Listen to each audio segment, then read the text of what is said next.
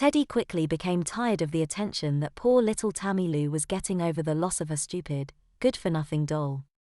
He had a difficult time hiding his disgust and contempt. In the end, Tammy Lou had insisted that they bury Sally in the backyard, near her mom's petunias. Through her persistence, Teddy even had to attend the funeral service. Not only did he have to attend, but he had to get dressed in his Sunday best suit. Complete with scratchy collar, choking tie and pinching shoes. Since they hadn't gone to church since his dad died. His Sunday suit was old and didn't fit right. Worse still, it had been another one of Grandma Garvin's special creations. She had insisted that little boys were supposed to wear short pantsuits. Although the shorts and jacket had been big when he was Tammy Lou's age, now they were far too tight. The shorts dug into his waist and upper thighs. Even worse, they were apparently modeled after little boy shorts because they had no fly and had an elastic waistband. Teddy couldn't remember that last time he had worn dress pants without a fly. The jacket sleeves of his suit rose a good 2 inches above his wrist. But the ultimate insult was that the suit was made of blue velvet.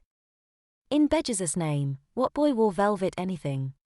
Teddy had the distinct feeling that if he stretched his back and flexed his arms like the Incredible Hulk, his jacket would immediately burst open at every seam. And while that prospect was both cool and awesome at the same time, the fact that the legs of his short pants were now only a little more than crotch length, and that the openings were so small that he couldn't even fit his little finger between his skin and the hem, overshadowed any feelings of power and strength that Teddy could have enjoyed. Instead, it was like he was being attacked by a blue velvet boa constrictor. Teddy was absolutely fuming by the time the funeral was over. He knew that if he didn't get away quick, he would explode with anger and confess everything to try to make them all see just how dumb they were being. That no matter what ridiculous clothes they dressed him in, it wouldn't change the fact that he was a young Hercules, and destroying Sally had been one of his tasks to perform. Only he was sure they wouldn't see things as he did.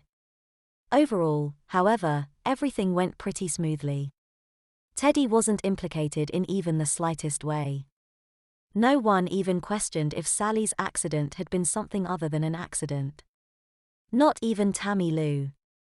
In her reason-altering grief, tried to accuse Teddy. The only close call came from Grandma Garvin. Grandma Garvin had been watching Teddy from the minute she walked in the house. Her accusing eyes followed him wherever he went.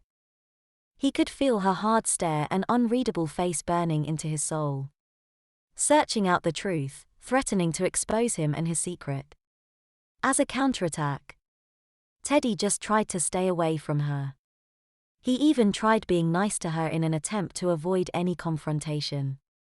His mother thought that he was just more reserved considering what had happened. Grandma Garvin looked like she knew better. Teddy had done a pretty good job of avoiding his grandma during the day. And things were going well. Until she managed to corner him in his room after the mockery of a funeral. Teddy had slipped off as soon as the final prayer was over and he had dashed up to his room to pry himself out of his hated suit. He even purposefully messed up his hair with his hands, destroying the perfectly styled, carefully combed part that his mother always insisted on putting in his hair whenever they got dressed up. Satisfied that he looked casually rumpled and windblown, he was practically tearing off his clothes when his grandma walked into his room without knocking.